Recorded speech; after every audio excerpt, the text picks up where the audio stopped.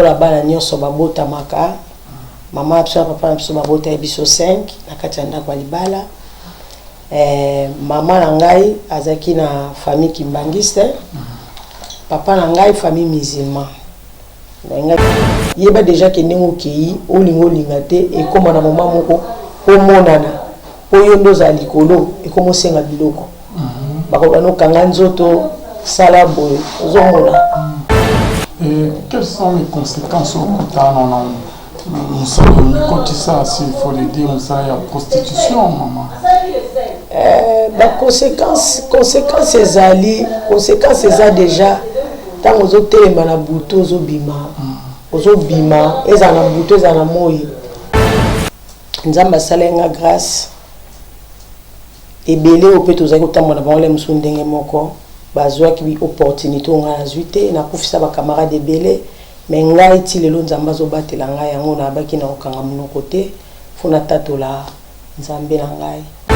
ozana ba camarades obeti du solo peke bimingi bakufa mama bakufa ne bakina aussi bakis na musalo bomi kotisa kindumba bako liwana bango ezali ndenge bon bande ko musu bakufa ka mingi pe bakisi mingi pe banzela msunde to batambolaki eko mema bango na liwa musu pe kisi retour nango ezongeli mabe okufi mususu pe ezaki kotambola kaka vi kaka nini alo malchance okutani na mutamabe ozu malade okufi na magate ezaki ke omeno masango zwala ba makambu salaka moi copain mais ezaki dégâts à Brazzaville te dégâts à Brazzaville eza catastrophe comme une professionnelle voilà ato lingite ba camarade ba olingisa yo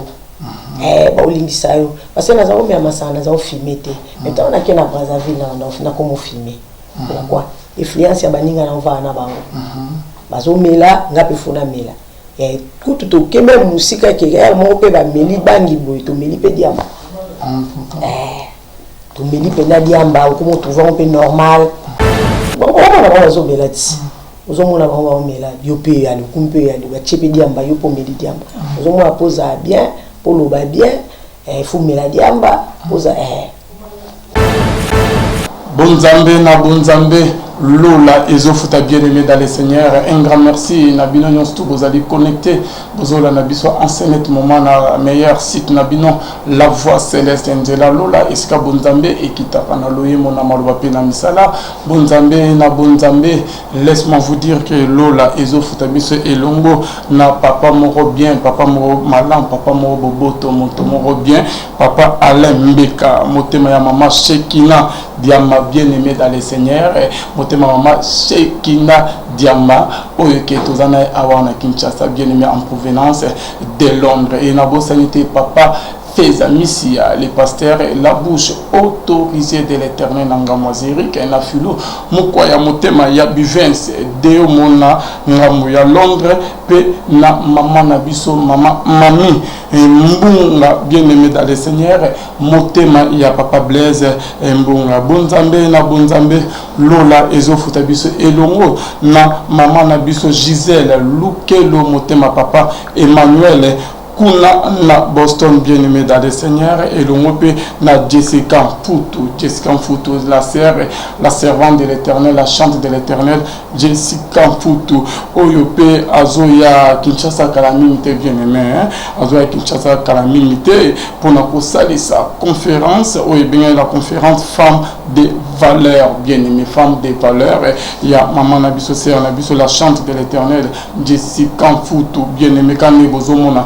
na fichwana ba adresse ezali ba invité oke ba rozala wana ba musicien mususu ya ba mama ya basi ba rozala wana pour na vraiment beaucoup nisaka nzambe bien aimé dans le Seigneur. Un grand merci na bino nyonso bozola na biso bien aimé bon nzambe ezokita na maloba bien aimé et non na loyemelelo elungo na mama na biso Shekina en provenance et de Londres. Shalom maman. Shalom frère Elvin. Ça va? Ça va bien. Ça va bien, merci. Maman Nabingo, maman pasteur, sœur Rebecca, sœur Shekina, maman pasteur, Shekina, ton ami.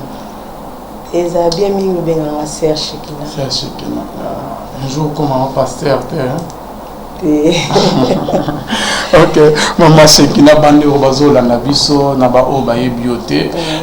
Maman Shekina azali vraiment moko oyo ke nzambe atalisa bolamu. Azo vivre bolamu ya nzambe bien aimé dans le Seigneur. Yo pozola na biso en ce moment boza toujours connecté. Je crois bien que ma solo to resona Maman Shekina lelo en tout cas édifier bandeko vraiment mingi ebele koleka. Bogota la grand-mère ya nzambe pe nzambe ya likolo wana oyo apangusaka pintoli na miso oyo apangusaka pintoli azongisa esengo na elunya mwaso alela kala akoya kozongisa esengo ya ndeko moko azola na biso na pokwa lelo na émission ya lelo rien que la vérité elongo na Maman Shekina. Maman Shekina, une petite présentation na bane bazola na biso ekozala vraiment bien makasi. Shalom, shalom, peuple de Dieu. La pesibino mbote mingi na kombo na Yesu. Ezanga wabino Maman Shekina Jama. Misusu bandeko misusu bayebi ngai, misusu bayebi ngai te. Naza Maman Shekina. Navanda na Birmingham, na Angleterre. Na bondelaka na église Espérance Éternelle. Esika na kambamaka epa ya pasteur na ngai papa na ngai ona za na makolo na ye pasteur Igo Isumu. Maman Shekina aza maman naza mariée par la grâce de Dieu, mère de 4 enfants. Ok, 4 enfants. Ok, maman bien bando bazola na biso de partout.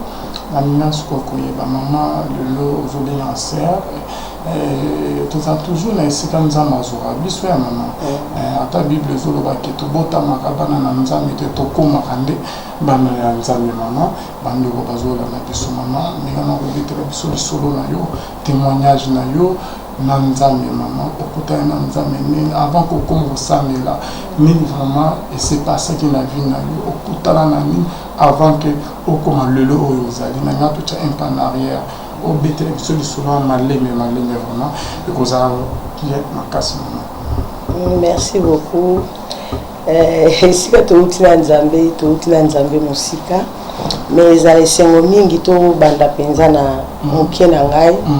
to kende malé mbendenge nzamba okamba biso ti tesika to ke kosuka o lelo esika pe to komi na nzambe wana. Témoignage na ngai eza evandi vraiment mingi na osepela mingi avant to banda mamunyo surtout to bondela nani. Ça me dérange pas maman to bondela. Éternel Dieu kolo na pesi merci nzambalola na tondi yo kolo sangisi biso na kat na esika na mokola lelo papa mingi to yebaki mokola lelo te me yo yebaki yango papa tikete kombo na ekumisa mesanjo la mapoeto za nzambe na recommandé moment oyo na sena loboko na nguya Seigneur Jésus nyonso ko lobama o nyonso lekana kat na esika za pona lokumu na yo oze confesser sénéri na yo te na repoussango musika na kombo na Yesu pe na beleli molimo mo santu yo ndoza enseigner par excellence o kamba biso de début à émission tina suka molimo mo santu ngana zala te na sila yo mata poeto za nzambe molimo mo santu yo sopa mafuta ya bonzambe pe tondisa nkembo na ona kat na plateau o papa oyo ko bimana o esika papa eza pona lokumu na yo glorifier Jésus Christ na kat ta esika dans le nom puissant de Jésus Christ amen. Maman, tu commences à na osepela mingi to tanga moi verset isika témoignage la biso penza evandi sepela mingi to partager moi verset biblique eza bien mama Emily soko sunga biso na Jean 8 obandi na verset 32 okititi na 33 ou 34 suki wana.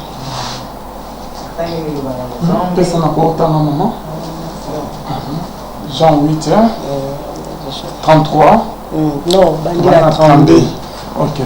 Vous connaîtrez la vérité et la vérité vous affranchira. Ils lui répondirent, nous sommes la postérité d'Abraham et nous ne fûmes jamais esclaves de personne. Comment dis-tu, vous deviendrez libres? Akita? Non, c'est bon, merci. Donc, témoignage là-dessus, Vandi Penzawana, na Jean 8, na 32, na 33. Ce qui le loto, na ye, kota to lanzambe, pour na o nzambe, asali. Ce nzambe asali te mutumayata to lanzambe, ezate. Na ye kota to lanzambe, na o nzambe asali na bomo enangai, banda na zaki muke, kino mokola lelo, na ajo na komi nango, to uti musika na nzambe. Donc, ezaki faki oyeba nzambe, faki ngayeba vérité, pour vérité, et kangola ngai. Ndenge totangi na makomi, donc oyeba solo esala nini, et kokangola yo. Donc, na kati ya vérité, oyo nga na eko découvrir, yangwana esali ke na kangwama, na comprendre, na tala, bisikani na uti, o soki oza kokangwama te, soki vérité a franchir yo te, o comprendre pe le côté, o kozaka toujours kotambola na molili, kotambola na makambo ebele. Nzamba salenga grâce ebele o pe tozaki kotambola bango le musu ndenge moko, bazwaki bi opportunité nga azwite na kufisa ba camarade ebele, mais ngai ti lelo nzamba zo batela ngai yango na baki na okanga monoko te, fona tatola nzambe na ngai. Yango wana na sepelaki vraiment koleka koloba libota na nzambe partout na monde entier, esika bana na nzambe bazali na Kisasa wapi bisika nyonso tu liloba na nzambe koma bao pe baoleka citation nga nazalaki nango na nzela témoignage nzamba osa grâce. Citation nozali na mama Shekina. Citation nazalaki nango naza mwana na koli na kati ya famille babotinga na libala, mama nanga na papa nanga lokola bana nyonso babota maka, mama apsa papa na biso babota ya biso 5 na kati ya ndako ya libala. Mama na ngai azaki na famille kimbangiste, papa na ngai famille musulman. Na ngaki na loba bon po bandeko ba comprendre source na ngai bisika na uta. Tobotami bandeko na ngai nga azaki mwana mibale, mais na biso nyonso nazaki mwana oyo naki vraiment na koloba un enfant impossible. Banda nazaki muke. Donc nasalaka makambo mabe na lubaka, donc naza mwa compliqué bitumba vie compliquée na kokola nanga ezaki donc te mama mwana mona kinaza bongo moko kobeta nga mingi kobeta kobuka nga liboko kobuka nga balinu, donc pona na oyo kate vraiment ali na makambo wana nazaki kosala mama pa bandi kolubala nga pe omona so lobala nga makambo mabe yo muto esaka bien te eza papa en tout cas batu nyonso eza na quartier eza bandiko en tout cas mututo ezaki vis-à-vis ya comportement na ngani nazaki ko mema ya ona linaipisa mama moko yo muto zala bana na ndako ozomona mwana azo yoka te eza na tina to finga eza na tina te olobaka mwana yoka te mwana mutu makasi mwana te le musunga mama na nga yoka ite mais yo mutu olanda émission zo yoka solution ya bien ezali betaka mabolongo prière pour na mwana koloba biloko mabete pour na mwana voir même na oyeba mpomusu papa na ngai abanda oloba mingi ke faut ba délivrer ngai nalika na délivrance tellement na sali mobulu eleki donc pour so ba délivrer donc ça peut-être ka ndoki mobulu eleka makasi na okola na influence wana ya mabe na okola na influence wana ya mabe na okola ngamo pe na momona ngo normal eza na classe ndenge moko mutu pasi ba prof ba on peut balinga ngezate parce que so dérangeaka moi pe balinga yo ezala te donc na komo mona ngo eza na vie normale na tambola na ndenge wana ba dégâts ba nini nazokende 10 ans 13 ans nazomata tant comme il a 13 ans na eko kota na kati ya makambo komela masanga etiki siko ya ndako oyo ayokaka te asalaka mosala te abundaka ekomi siko ya bakwiti na âge à 13 ans nazo évoluer mpe kaka ndenge wana kote ye nde sous grave pire donc esali ke na classe mpe moyen akendango malamu eza te parce que yo oza moto ya bakwiti 13 ans bakopesa ole mosu mbongo ke osomba eloko bo bino bozwi bosoi masanga batindi yo masanga keno osomba masanga bozwi masanga bomeli opasoli molangi bobwaki bino bato bolinga kotinda bana masanga otika otinda mwana aza mineur opesaki mbongo te ke osombelanga masanga parce que ezalaki eloko moko biso tozala kosala oso bapesi yo mbongo ke osomba masanga osoi masanga mais omeli yango ozwi molangi opasoli obi molangi epasuki masanga esopani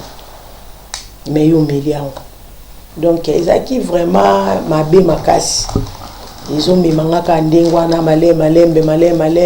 donc ezoya ekosala ke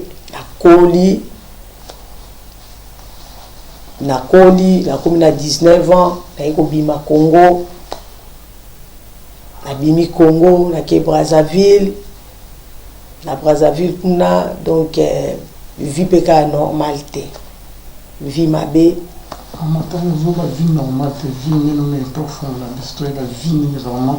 ezaki normal te na Brazza kuna mama vie mabe to mona bandiko o batambola lelo bakenda Brazza tant okata ba série wana tilelo na koloba tant okata Brazza tuna mutu bien tata mwasa ana Brazza te okepa noko te okepa nani nakepa ba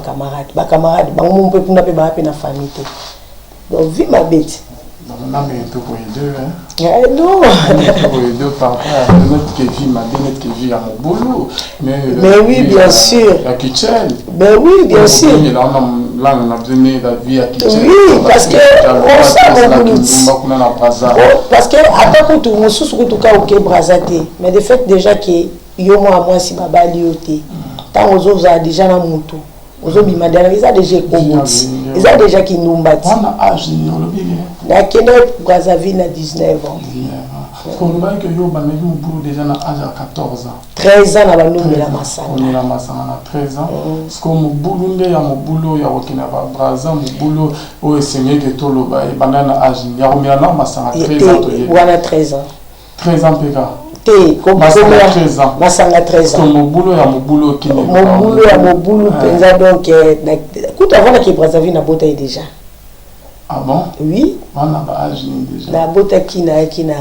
19 ans non? 19 ans quand même. Oui, la bota na 19 ans. Parce que na tika bébé na nga na 8 mois. Na tika bébé na nga na 8 mois. Ngana ke Brazzaville. Donc si je comprends bien na kena Brazzaville na ba 20 ans. Na 20 ans. Ton boulot banana non déjà moi avant. Mais oui, parce que tu as déjà masanga. Il y a des masanga c'est normal. Il y a masanga ozo répondre bien masanga 13 ans. Parce qu'il y a mon boulot ozo bien sur la. Mon boulot. Qu'est-ce que je ah mon boulot là c'est que au bandit là c'est vie quoi, il y a mais babenga na kin bana baboya tongo et vieux mibali en tout cas si on se rappelait bien na bandi vieux mibali na 16 ans 16 ans OK na bandi vieux mibali pour na 13 ans on a mobala on mo penga mbuti te ana kongo pa ba pe amsuba ki parato ngapi akoni na Congo ba msuba ki parate net que na 16 ans au bandi déjà mo bouli ya vie mibali na 16 ans maman cela était dû à quoi suite à souffrance il y a ba famille parce que tout le monde a ba famille musu c'est là que normalement que souffrance les aller papa bazoko la responsabilité na été à la nulo nya ba master akomine mo bulu ndo match bilomo ya Moscou yo mo bulu na ndaki suite à mine nga vraiment pour na oloba bien na koloba ezala vraiment famille te na koloba ezaki famille te na sens ezaki na koloba ezaki famille te ezaki pe ka famille po bibezo loba na biso na mokanda Matthieu 10 na Matthieu 10 bibezo loba l'homme aura l'ennemi des gens de sa propre maison bitumba o biso tokoma obunda lelo eza ba bitumba moko. Donc depuis déjà mbota mananga déjà na bota maki nazaki déjà na bitumba ngai ozomona pour moi là mais déjà masanga na 13 ans faut comprendre que ça déjà bitumba Au moins 16 ans déjà balité. Azwa mibali eza déjà bitumba. Ozomona. Donc nakoloba na question na ke ezaki famille tout comme peut ezaki famille côté musupe ezaki famille te ezaki famille te na bandana ezaki famille te na sens ni na famille en tout cas na botami na ngai papa na ngai aboti biso na kisasa azaki papa zo débrouiller lokwa papa nyonso tout écoute papa na ngai ba ki légèreté papa musupe ba na mwana yele mbongo ezaki biloko nete aolinga biloko wana te biloko en tout cas na ndako nazaki bien bazanga mbongo otangisa te. Les preuves à l'époque, maman a ngazali déjà na poto, pour maman a ngazali na poto tilelo, maman a ngazali na poto tikanga moi amke. Donc, il y a vraiment bon côté. Famille à papa et famille à maman nga bazaki bien bon ezaki na on. Qui a kotanga pende zaki. Donc, ngamo ko ndepe siko na ndeko linga classité. Siko posta na kena linga classité, ezaki déjà bitumba. Ozomona po munguna so abandi ko attaquer yo. Komona ka o lelote. Mais ce qu'on a et bandakala et où ta musika on comprend et où ta musika donc il y a on le baquet et ça a dévolé donc les appels famille nous sous penga mon repétant on a combien déjà influencé na bas de la ligne à mabé donc les aki ndingwana mais les aki vraiment famille te les aki te qui pour la famille de en non les aki vraiment pour la te que bazanga qui m'a coquille non les aki pour la ngoté. Parce que tout comme on a eu l'histoire na biso biko ki braza obaniko me masana ajase il y a 13 ans masangeza ma père makasi pourquoi même masangeza bana muta te bansu ma défendre il y a d'autres pasteurs au na télévision ma défendre na ba masanga ki les ans non normal les ans ma bête te masana o regretter mingi soki pa pasteur on défendre masanga bako défendre masanga te pour même bibezelo bana biso to langwa molimo nanza to langwa masanga te pour za débauche mais tous a rempli du Saint-Esprit siko pasteur on défendre on dit ok maman surtout ko bana témoignage na biso ki braza meka apava ko banda mobuna âge à 16 ans qu'est-ce qui s'est passé encore tant on est au Kendi Braza déjà donc na au Kendi Braza à 19 ans donc 20 ans que 20 ans mais on a beauté qui déjà à 19 ans mais au Kendi Brazzaville on est na onte koloba papa les kaza kuna teta moi ça za raté que usani OK usani ata ndena uta ki na ipa na biso en tout cas na ki mwana magate zai ke o me no masango swara ba makambu salaka moi copain mais ezaki degré à Brazzaville te dégâts à Brazzaville les catastrophe une communauté professionnelle voilà à to lingité ba camarade ba olingisa yo ba olingisa yo parce que na zao me masana zao filmer te mais tant on a que na Brazzaville na comment filmer pourquoi influence ya baninga na va na bango bazo mela ngape funa mela et kutu to kembe musika ke ya mo pe ba meli bangi boy to meli pe diamba tumeli pena diamba comme trouver un peu normal pour bazo belati ozomona ba mela yo pe ya le kumpe ya le chepe diamba yo po meli diamba ozomona posa bien pour lo ba bien faut mela diamba posa donc to bani ko komande ngwa tant to komba diamba ndi e isko mabe penza et mabe donc Brazzaville Matakita Zonga Kende donc Isaki vraiment passé na polo ba Isaki vraiment passé Isaki passé puis baninga ba eko déplacer Brazzaville ba ki Pointe Noire alinga pe lisusu ka influence wana to kumba ni pe lisusu Ponton et bi ba ndiko ba kenda Ponton ba yebi makamna oloba Ponton kutu na pambola nzambe parce que baninga belé to kenda na ba Pointe Noire wana bakota banzela magie bakota banzela magie basimba bakisi ba vie beba mais nzamba iko sanga grâce na tambo banzela wana natikali kokota kisite natikali kosimba kisite natikali kokebanzela magie te natikali pourtant déjà OK bongo yeba déjà ke ndenge okei olingo lingate et comme na moment moko omonana oyondo za likolo et comme osenga biloko bakobano kanga nzoto sala boy ozomona mais nzambe toujours azayaki kobatela esala ki na kota na biloko wana te Et quelles sont les conséquences au Koutana? S'il faut le dire, ça y a prostitution, maman. Conséquences ezali déjà tant aux hôtels manabuto aux bima eza na buto eza na moi protection nzambe to bota makana oze longwati protection ezolongwa eza déjà conséquences munene yango munaka bandeko musuba okufa otango okomi déjà ndengwana eyeba ki protection nzambe longwati otikali pamba donc utikata okoza osambela na ote mais protection nzambe zala les ala ba limite mususu débordango protection nzambe longwaka oko peut-être oyako okeno soya msona mutu mususu azaki bato tozomona lelo bokitisme akosa n'importe quoi asima na yo na likolo na yo ozomona donc la conséquence yango parce que nous qui na bala parce que la biso maman partout na nous zo betali que ba conséquences ezali mais vraiment bandeko bazola na biso OK ba mikotisa pe na musala wana mama ozana ba camarades obeti du solo peke be mingi bakufa mama bakufa mais bakina aussi na bakis na musala ba mikotisa kinduma bako liwana bango ezali bon bandeko musuba kufaka mingi pe bakisi mingi pe banzela msunde to batambolaki eko mima bango na liwa musu pe kisi retour nango ezongeli mabe okufi mususu pe ezaki kotambola kaka vi kaka nini alo malchance okuta ina mutamabe ozu malade okufi obeti solo ke mingi bakufa mama nzama batelio na bomo tilelo mama OK naki kuna kosala mosala mo OK akinduma mama OK obandaki kosala depuis que bomwana na yo tant okoti na mwana mama quels sont déjà ezali ke ozolinga mibala oyo babango na bolingo ya solo bolingo ezalaki to yo banaka komona ke baintérêt mobo quelconque eza moi passé parce que omoni mutu mususu si on a le balelo soza ya nzambe ozaka ya nzambe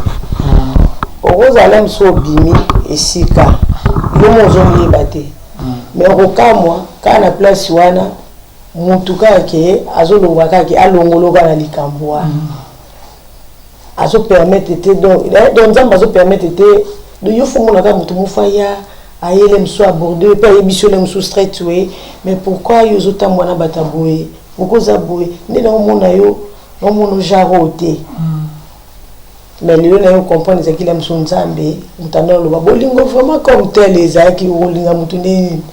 oza olinga mutu ndeni mutu yebite olinga ndeni mutu kuta neka diko olinga ndeni donc on zo ka ba intérêt aux autres et puis c'est tout donc OK masko na ba jeune fille qui ba mikotisa na musala elo ni ko bana bon o peke bazo sala motililo na ba jeune fille bakota na musala wana na koloba na bango na kokite mena oloba na bango batika batika kotika kaka yo moko boyeza mwa pasi mais nayebi ke na kati ya ba jeune fille wana baotambola baponami mpe bazali bana nzambe mpe bazali et derrière monguna afrapaka kaka mingi soko landi muto kaka azana na plan ko nzamba azana plan ko bien pona ye tellement molili yebaka déjà depuis toza mike babebisaka toujours aobebiso toujours donc na oyebisa bango batika bayepa Yesu Masiya Yesu aza mobikisi Yesu aza malamu Yesu apesaka nyonso Yesu bilo mususu kutu tango zotambola bongo zwi na yo te yozo kanzo zwi pona koloba lo yenga ko peto sala to pamba maka na biso te mais lelo kutu elongo marche na nzambe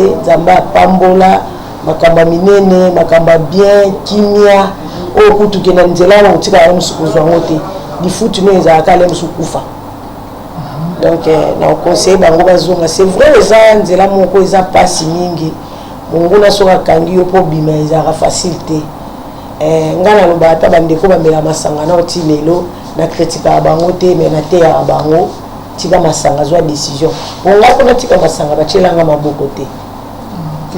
tika masanga nde na tika masanga bachelanga maboko te na tika pe mobulu wana pe luyenge wana pe makama mabe wana pe bachakanga pe maboko te donc bango pe bakozwa pe ba décision babiki te nzela ona tika eza bien te mais au salon combien d'années na musala ya Kinduma maman na gomeli na balabala pe mingi te na bimi na balabala na 2008 non 98 na bimi na balabala na 98 na bimi na balabala na 98 et puis na eloko oyo lingi mais nzambe azosala kaka ke ata yo ke kuna mamona kaka mutu mo akamati yo avandisi na ye yo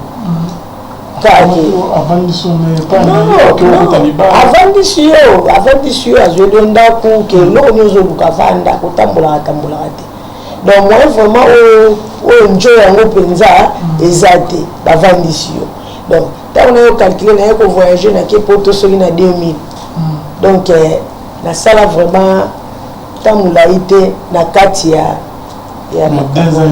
eza ebele wi ata ye mwa kaka kute pa nzambe ka ata lelo so okone kobo eza de ebele eza déjà marqué. Maman, tant aux autres de solo qui a Kinduma, il faisait déjà arriver que c'est l'avortement, non? Avortement kutu batu musukutu atikala kutu jamais kobima moi c'est ndumba na bala mais avorta. C'est que tous autres betande du solo na yo. Avortement la salle avortement. C'est le temps que on dit que c'est l'avortement, je crois que bango c'est protégé que mi peut ba kufana ba malade na sida. Te avortement la salle avortement na nzela kuta otambo na tikana na ozozemite. La salle avortement combien la pilule? Et le côté. Et pourquoi? Ils arabongo et il y a moté. Il y a moté et puis na zabe komi batela na nzela balabala na omi batela. Mais kutu nda avortement kuna sala ga wa vana bima na balabala. Moko mi balé 35 te na longola zemi moko na longola zemi moko avana bimaba bon pona nga na linga na bota mais là musu famille bataki oza mwa amke on c'est bon et toujours un peu en arrière et il y a là peut déjà qu'on bima na ba homme marié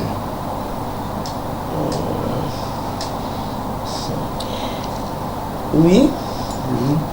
au début côté on a hésitation pourquoi on regarder ba souvenir na ba homme marié au bima na ba te la ko garder kutu souvenir te parce que ça via salité donc souvenir exact souvenir exact pour ça na lo ka bien te et lo ka salité ou que nous tiki la souvenir pour et tu ne pensais pas qu'un jour que aux mobile mobo kutane peut-être que non à rose charge na bo balani na ye mettre le biko utana famille mo ya pasité to ezana na oka ke molimo mo boine bana okozoyo okomatina niveau bien ba on marié kasi elo na uti ko yebiso frère Hervé no moni tango oza déjà influencé na bad na esprit ya mabe papa osala nyonso omwana musumu mwana batu ye aza na célibataire ye onde kutu yo linga te mais yo nde motema ozoki opesa ngo mpa moto ya bato abala wana nyonso eza barise ya diabete so baconséquence ni peut-être que bandeko bazola bazala na systema ya kobino na bapapa baza bamarie non bango nde bafutaka bien bango nde bazwa soin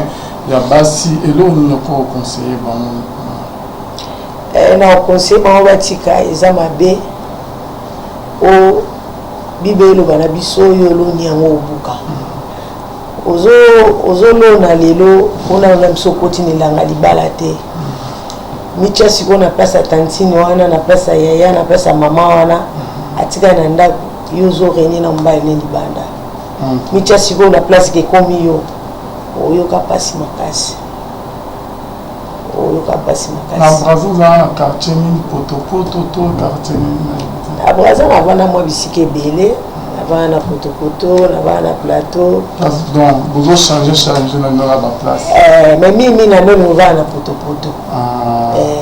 mimi na ndo vana na potopoto c'est que tant aux obeta du solo maman nini o regrettera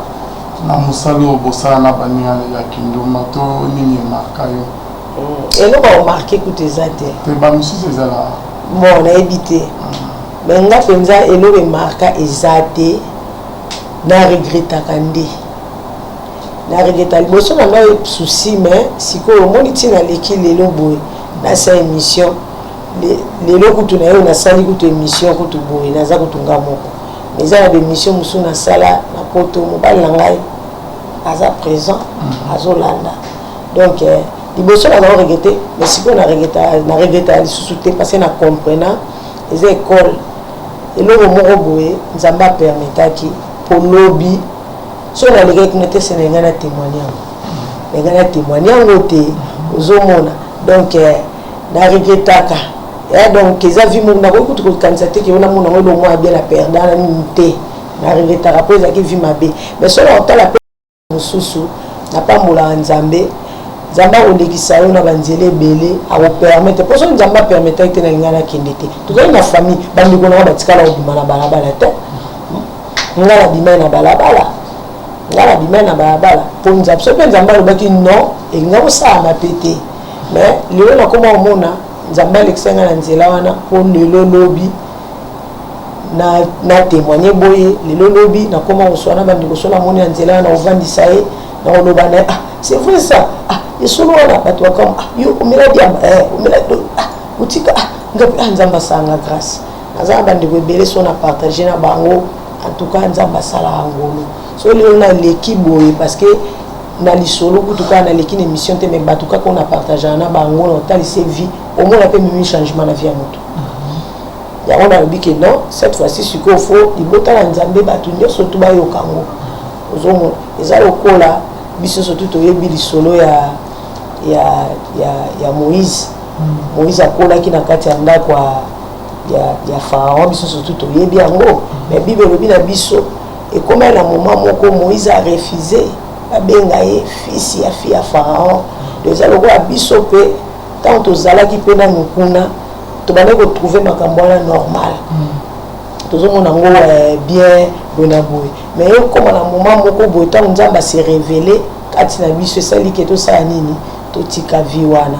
donc na regeta te Moïse aleka na ndaka Pharaon kindo ke Egypte azaki nango mais azaki na plan nzambiti pour nzamba yebaki ke ne ba robwa Moïse nde ba robwa lokote so akina famille kunga na kati ya nini wana ezaki ndoki ayebaki ti ma permetaki yango ozomona donc ezapele wa biso nyonso tout maman na bandeko bazola na biso enseigner tout moment avant de poser une question na mususu avant la situation où nous allons maman ya via kitchen via kindumba ya rosala pour que cause besoin moko pour les mamans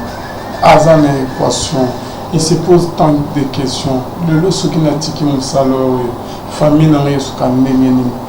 yo kutukano eza bien ye peut-être na kamoka supporta baleki na ye ye likonzi ya famille baleki soit que maman na papa bakufa batika ebongo maman eloko nini kolo okazo mo ke ceux qui atiki musala donc bakomi basheke bakomi libanda akufuta ndako te bilo nyonso wana te na kolo bana ndeko wana lelo nenga zoka ngai zamba sungai atika pas wa décision abandonner asango lisusu te o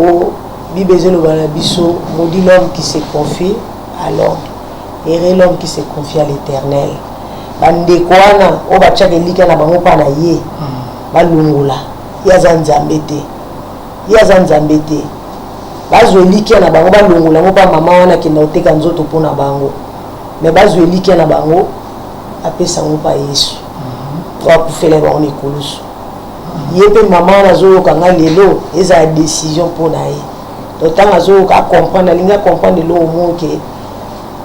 batu wana yete mtasala bango yena batu wana bango nyoso tuna miso nzambe bazaka ka bana donc yako ki po yoko olo ba ki yozo kende ozo sabilo ndengo wana po ya olesa batu potangisa batu ali bango kuna ba prier na bango et puis na remaka na ba bota ba famille bande ko mingo ezaka ndimo na ba mo asala ba mo ba makambo ya ka lesa famille bango ko na sambela na ngai donc yazo sambela na ye yondo zo ki ko sa elevi wana eza sens te. Ok, maman, obeti lisolo avant que ok mais brazo au salabi ya mobulu ya kinduma maman obotaki déjà. Mais quand on obeti lisolo yo obotaki nango déjà c'est que ça ina mobile na papa moko. Qu'est-ce qui s'est passé que otika papa mwana na ok ni nora au sala mobulu. Tena zaina mobile tena ina makango. Makango. Kasi makango wana tant que beaucoup niveau bobota nzama kokai kosunga peke beaucoup matina niveau libala. Zaki na makango. Zaina makango. Esalaki ke na question tuni ngai etokabwana ndenge olobi wana esaki bon mpo ya nini omoni kaka tozokola okutani na motu tellement nazokola makambo makasi ezalaki na motu moko ntango amoni yo mwana yango eza aselokwa azokonza yo nini alokomi sikoyo neti kobanga motu yango boboti mais tant que boti papa na ngai atikala jamais kutu ko souhaiter moi na ye babali etakeni ka babuta te papa ngai papa bongo te tant na sali erreur wana atiki ngai pona bote moi na azai prématuré ya 7 mois mwana ti apusani akoli akomi na 3 mois ali papa na ngai atindi grande sœur na ngai abikendo bengela nga mwana ngai aloba na ye papa lobiso ni boza bien zonga ndako. Et puis na hésité quitter tant grande sœur na ngai ko yipsanga mbala mona yipsi na ozonga na ngai abina ke na wa ozonga abite ko ko zonga te to kende kaka na kumbi mwana na kumbi na biloko na ngai na yana ngai bengi taxi express ba che biloko na ngai to zongi et papa abiso ta to konta papa yambi mwana po banda na bota 3 mois papa tikala ko mona mwana te bazaki na kanda tala moni mwana asepeli ayebisi ngai tobosa makambo elekaki me eloko kana ena yebisa yo napekisi mwana oyo na tata na ye te me napekisi yo mwana ngai na mwana mobali parce que namoni aza serie te na permetaki po mpasa nalinga te oza na motu bosola botemaka na bacoin te moto aye koluka yo bovandi bosola babanda komona garçon mais a regrettaki ke ndinga na mona garçon comme ça tiema wani makambo ke botisa ngai ozo comprendre abali ngai te donc epesaki epasi alors tanga tininga nazonga abenga nazonga na lupango ayebisi nga lobi napekisi mwana oyo na papa na ye te bebe wana na papa na ye te mais yo mwana nga napekisi yo na mwana mobali vanda tovanda eloko nyonso tokoluka okozwa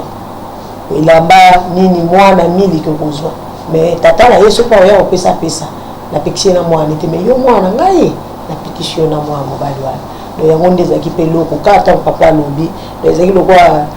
eloko mo boye ekoti nga mpe kambala mo motema mpe changer na bibi papa aza na raison. Pourquoi papa a eu la raison maman surtout bolingo liboso bolingo bomwana ezala makasi tomona ke baparent bazoteme mwana bino mobile mama ya liboso na kotika ete pourquoi yo mbala mo ondima proposition ya papa ntango nandimaka yango à l'époque nayebaka pe te namonaka ke nandimi mais lelo sikoyo nde na comprena naye kocomprendre ke eza mpenza ezalaki na plan nzambe ozobenga plan ya nzambe ke esalaki ke papa propose yo oboya na mobile na yo ozalaki na makambo oyo ozalaki na yo moko obenga plan ya nzambe mpona kotisa na vie sikoyo ya mibali ebele bamakambo ebele parce que na age wana olongwaka kasi yango nde ntango odimi propose oyo ovuti obenga ke peut-être ezalaki plan ya nzambe mpona sikoyo okokena okota na vie ya kimobulu ya bamakambo ebele na papa suye na etikala jamais kozala mwana aye epe banolinganga mingi naki obima nakende naki okoma mobulu bongo naki otambola bongo non nandimi te ye te ezalaki papa jamais akoki suye na ye koka kozala bongo ezalaki makambo ya nzambe lelo nde ntango naye kokota na bonzambe naye comprendre ke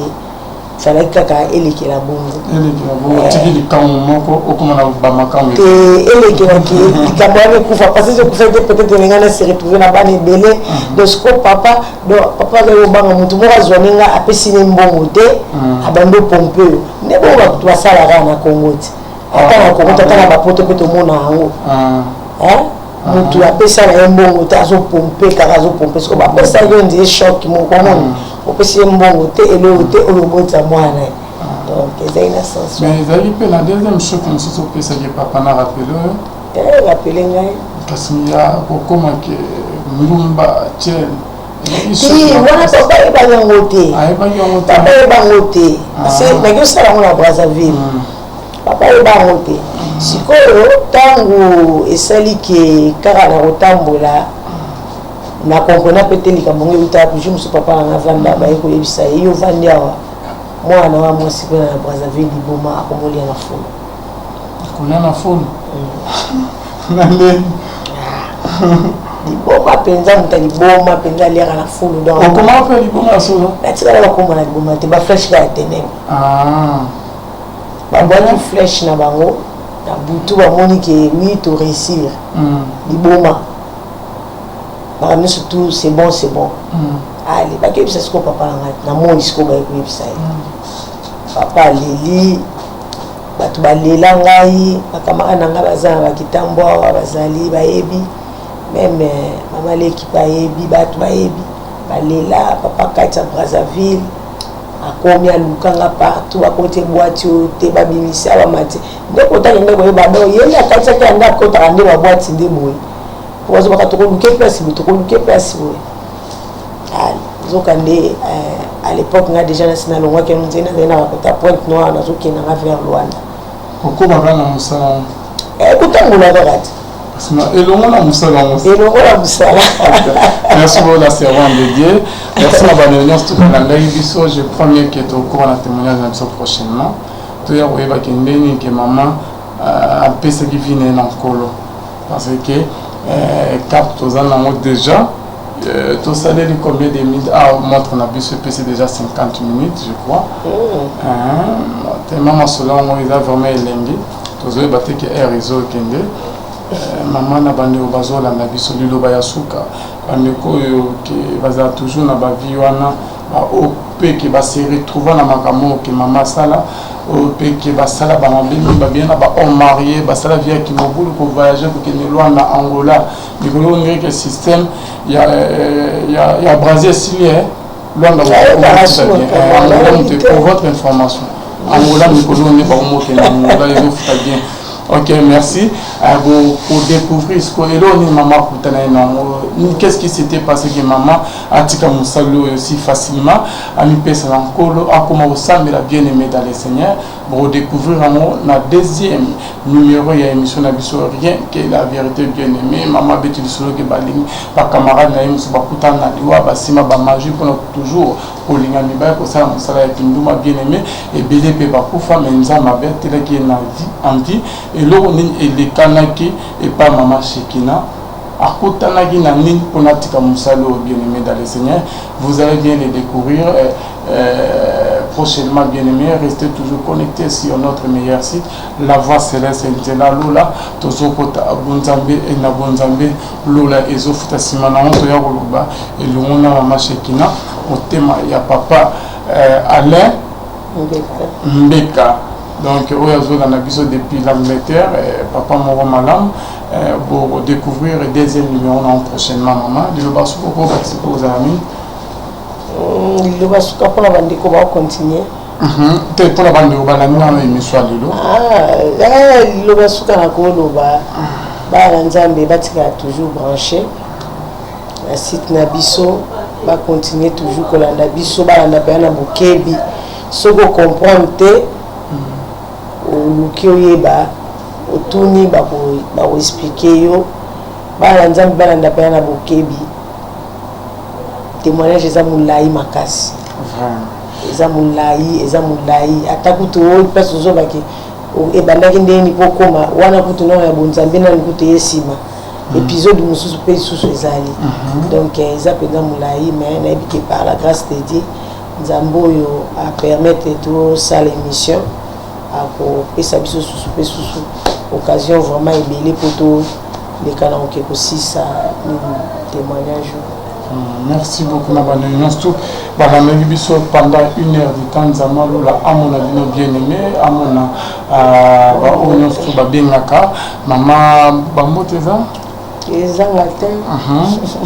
vas-y napesi mbote nanga mingi mingi mingi na bana nzambe nyonso bisika bozali oyo bakolanda témoignage oyo napesi bino mbote na kombo na Yesu nzambe alola mona bino